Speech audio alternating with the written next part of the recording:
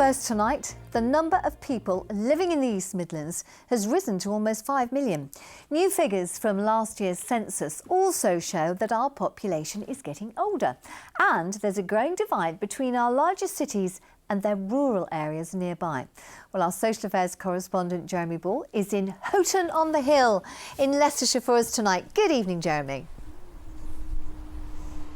Hello, Anne. Yeah, and just look at all this new development. The population's actually rising faster here in the Harbour district than anywhere else in the East Midlands. And today's census results suggest that's much less about people having babies or immigration, much more about the fact that we're living longer these days.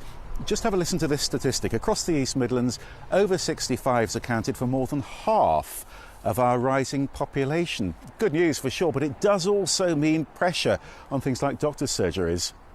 If you don't ring at 8 o'clock, you're struggling. And you probably get told to ring the next day or something like that. Houses going off the market very quickly and houses selling very quickly, so you can notice it that way.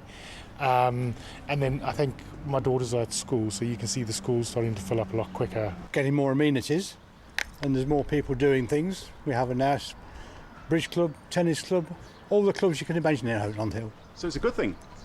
Magnificent. You'll find that there's a lot of large 4-bed houses with just 2 people rattling around in, like ourselves, and really you could do with the younger families coming through a bit more. Elsewhere, Derbyshire Dales has actually seen a drop in numbers from younger generations. So questions there about what happens when people retire without enough workers to fill their shoes, for instance. And we can show you the bigger picture across the East Midlands now. The total population has reached almost 4.9 million. That's up 7.7% on the last census a decade ago. The largest rises were here in Harborough, in northwest Leicestershire and in South Derbyshire. And just look at the cities, a large rise in Leicester too, up 11.5% there. So talking about cities then, Jeremy, how are they changing? Quite a different picture there from places like where we are here in Harborough. Much younger populations in the cities, partly because of those big universities, of course, but they're also much more crowded. The figures today tell us that Leicester's population's increased by almost 40,000 over the last decade, making it now one of the most densely populated places outside London.